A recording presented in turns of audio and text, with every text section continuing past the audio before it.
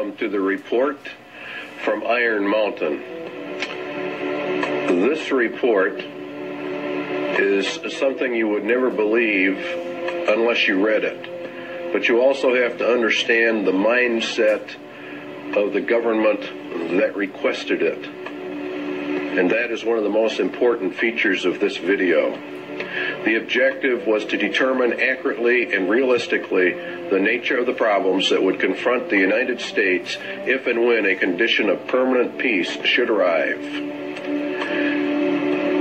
This is one of the key elements of the report, because we are to go under the Antichrist system, an era of supposed peace.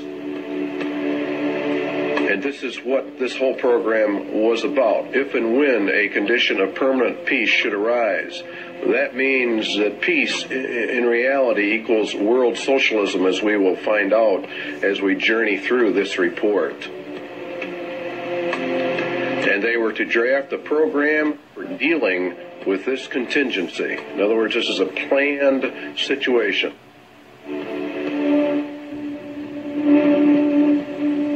The program equals the agenda. And how do we control the people of America if we move to an era of peace? And not only just America, but the whole world at large.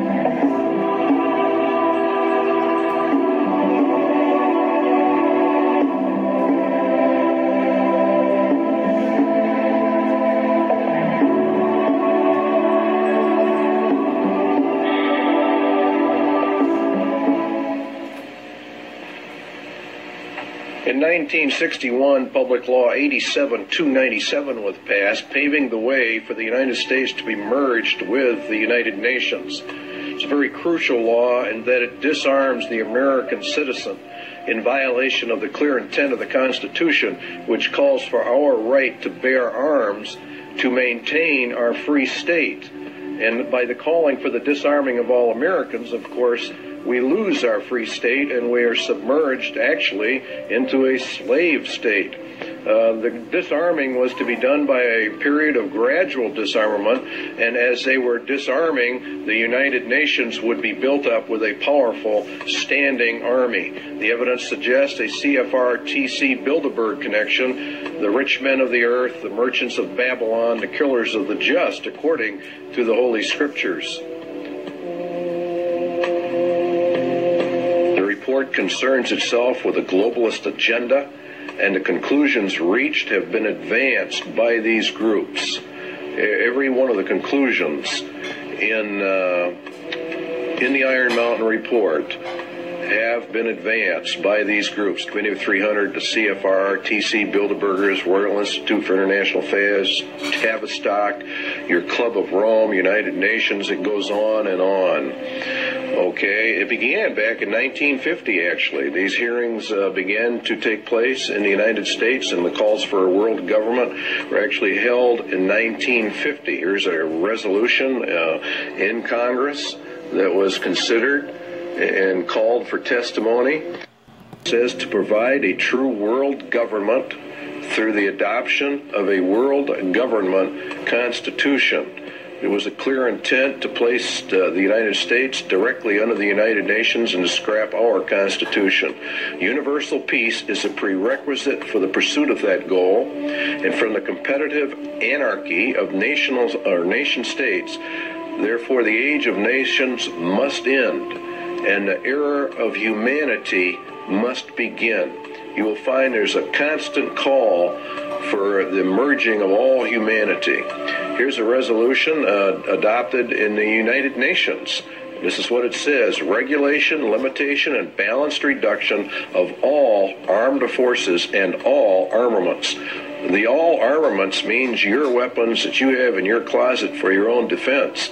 It includes handguns and rifles and all kinds of things. Here's your blueprint for world peace, which was issued also in 1961, concurrently as this move towards putting us under the United Nations. You'll find that as the United States and the Russian military are to be reduced, the UN is consistently brought up to a higher and higher position. The only thing we are left with are internal security forces. Under the Freedom from War, this is a packet issued by the federal government to go along with 87-297. This can only be achieved, the merging and disarmament, through the progressive strengthening of international institutions under the United Nations and by creating a United Nations peace force.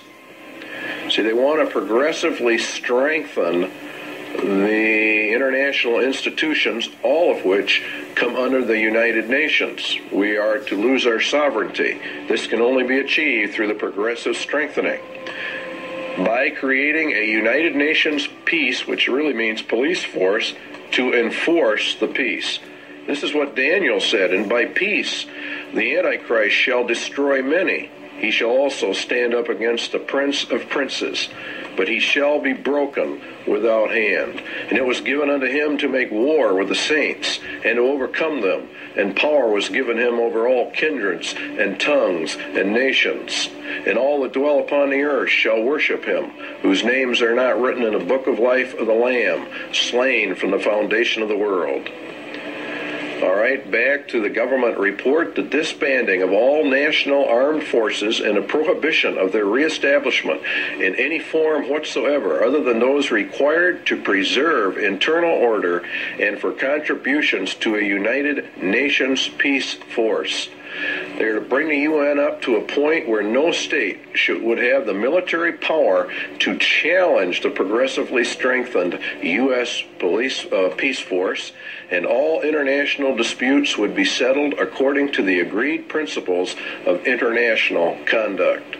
That's exactly what the Bible says. It was given unto him to make war with the saints and to overcome them, and power was given him over all kindreds, tongues, and nations.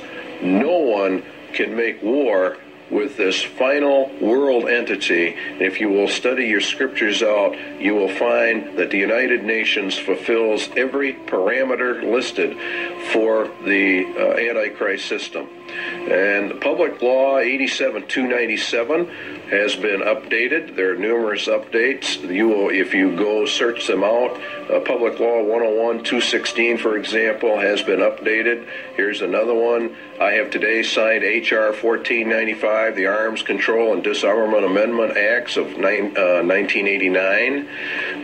It authorizes the fiscal appropriations to get this thing underway.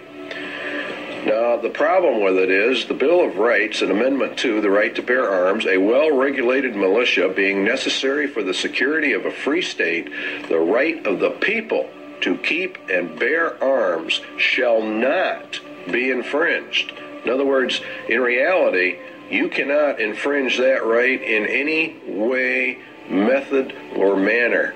The only way a people can remain free is to hold in their power the weapons necessary to secure their free state. This amendment deals with the international security of the United States from its own government. In other words, this amendment was to secure the people's freedom from their own government, from an internal government takeover. This right is not there so that you can go hunting or for the other excuses made. It is there to prevent the government of the United States from becoming a dictatorship by treason. In other words, by betrayal of the Constitution of the United States. Now, in order to merge the United States into the United Nations requires a total betrayal of the Constitution, which guarantees you a free state through the right to bear arms. You see the connection? The United Nations, the communist, illuminist, Masonic world dictatorship. And there are no freedoms, hence they have to get the guns to eliminate the free state nation guarantee in our Constitution. The Iron Mountain Report, then, is a report in reality on how to circumvent the Constitution of the United States. And in reality, it's a document of treason. Of how the rich men of the earth are actually going to divert the attentions of the people away so that they can get this done. The guidelines given by the government for the Iron Mountain Report: 1, military-style objectivity; 2, avoidance of any value assumptions; and 3, the inclusion of all relevant data. And this is a very important part of this report, is the avoidance of all value assumptions. This is what makes it so absolutely cold and inhuman. It is to be amoral. It is as a computer is amoral. It deals in factual data. There is not any mercy. There's not any compassion. It doesn't deal in right or wrong or what is good or evil. It is a report on the handling of men, women, children, and babies on the basis of herd or animal management without regard to any moral considerations whatsoever. It reduces people to objects. It reduces all humans to non-entities with no rights of self-determination, with no rights granted by the Creator, and with absolutely no rights under a Constitution. The Constitution has been effectively canceled by Iron Mountain. Now again, you'll find these resolutions coming up in Congress all the time that want to strengthen the United Nations, to establish an international criminal court, SJ 32. These are bills before the Congress and the Senate. The implementation of Agenda 21 and other Earth Summit agreements, which is all United Nations. Reagan called for the World Army. Clinton has approved a UN Army. You're seeing it on TV all the time.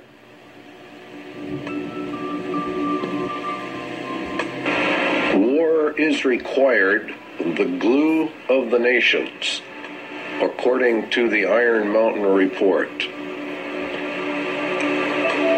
Is war the scourge of the nations? It is said that war is merely an extension of diplomacy by other means.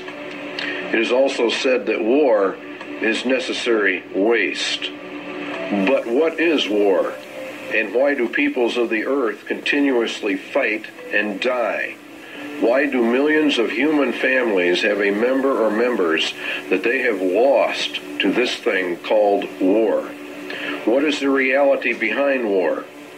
Does man have to fight wars, or can he develop a system of peace? And would the development of peace be worse than war itself? The Bible gives us some answers. The rest can be supplied by simple logic and deduction. James tells us that from whence come wars and fightings among you? Come they not hence, even of your lusts, that war in your members?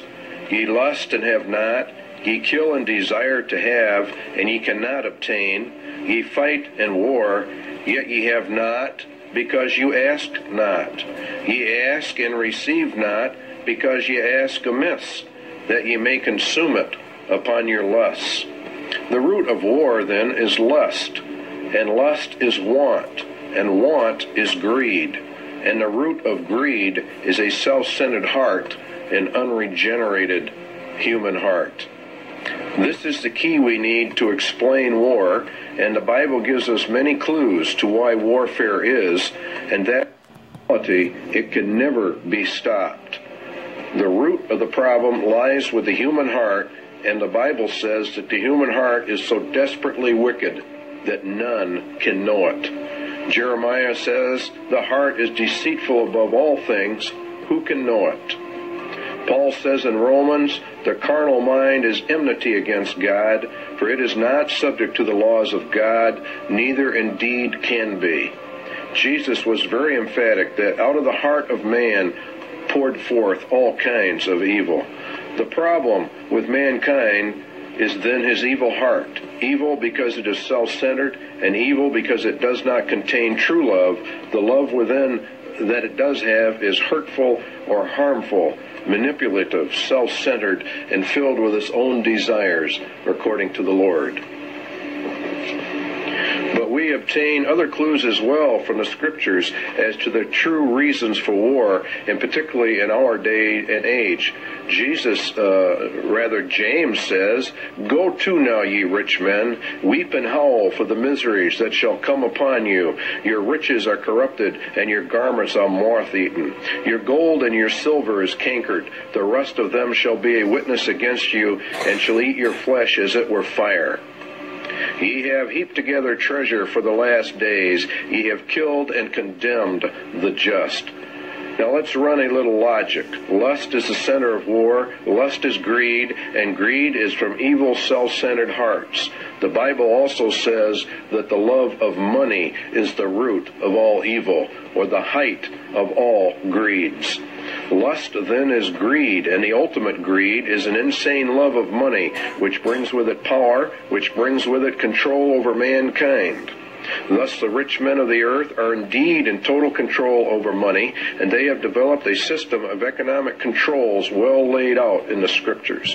If the rich men of the earth gain control over the planet via their Babylonian economic system, then they are the ones who are only powerful enough and rich enough to wage war, and they are the only ones who can develop the war machines that you are looking at on your television screen.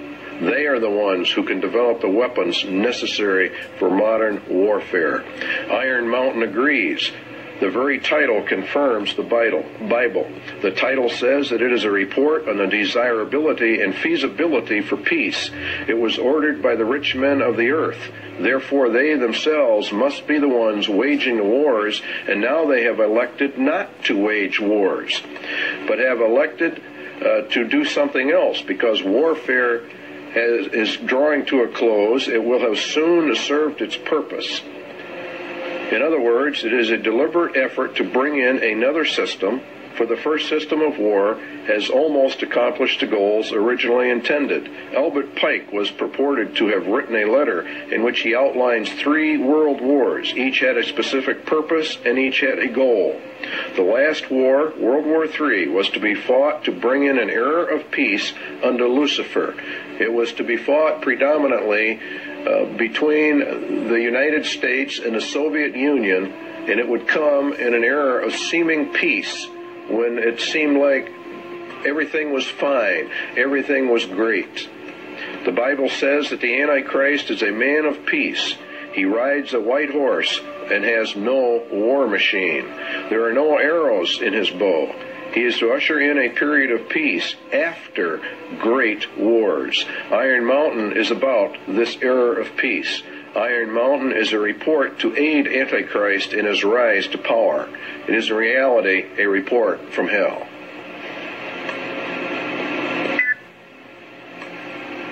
Iron Mountain asks, what can be expected if peace comes?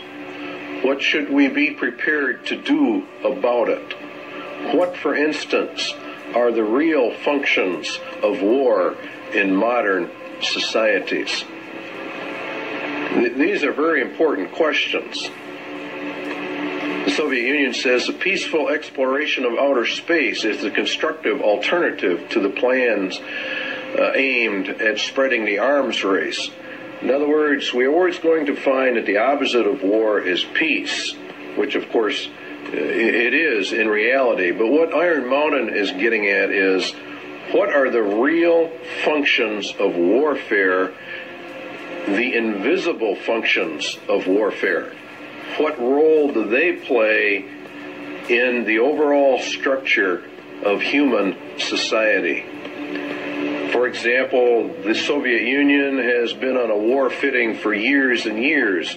We have, to a lesser extent, in America, been on a war footing. It's been predominantly a Cold War for many, many years, but nonetheless, it has been, and as far as the economics of it are concerned, it has been a war era. It's been an age of war. And what this report is asking about is, what about peace? It is surely no exaggeration to say that conditions of world peace would lead to changes in the social structure of the nations. These changes would be of unparalleled and revolutionary magnitude. As we would transition then from an era of war into peace, what would be the problems? It is an incorrect assumption that war as an institution is subordinate to the social system it is believed to serve. What they're saying here is that nations wage war for reasons other than what they state. War itself is a basic social system within which others are secondary modes of organization, conflict, or conspire. In other words, war itself is the basic social system of mankind. And if we go to peace, we're going to have problems unless we understand that. It is the system which has governed most human societies on record today. Well, this is, of course, very true in our day and age. We have seen nothing but war, starting predominantly with World War I and coming forward. The Soviet Union has had tremendous expenditures in their military, and the United States has likewise. It's been, in reality, an arms race. We're going to find out there is a reason for it. The capacity of a nation to make war is the greatest social power it can exercise. War making, active or contemplated, is a matter of life and death, says Iron Mountain. The misconceptions of war: one, to defend a military, or defend a nation rather, from military attack by another, or to deter such attack. To defend the national interest, economic, political, or ideological. To maintain or increase a nation's military power for its own sake. Now you see, these are the visible or more obvious reasons why a person would say, well, that's why we have war. But what they're saying is there are more, less obvious, very invisible, and this is the heart of the entire Iron Mountain report.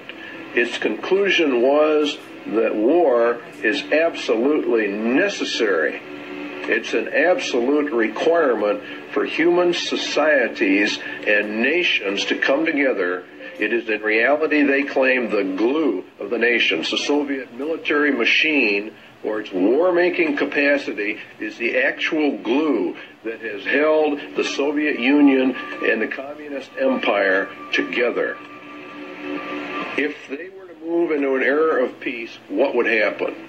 All right, Iron Mountain says it is these invisible or implied functions that are the dominant forces in our society. So what we have to find out then is what are the true functions of war in a society. Why, for example, has the Soviet Union and the United States, both of which are controlled by the rich men of the earth, been on a constant war footing, constantly escalating this conflict? Why are they doing it, and what are the reasons behind it? Economic reasons are: it is a necessary waste that operates outside the normal economic supply and demand system. Warfare creates an artificial demand. In other words, the war system itself, having huge militaries with all of their armaments, with all of the research and developments, creates a demand. This waste of money outside the system, according to Iron Mountain, acts as a counterbalance to the economic growth of the nation. It is progressive for research and development of weapons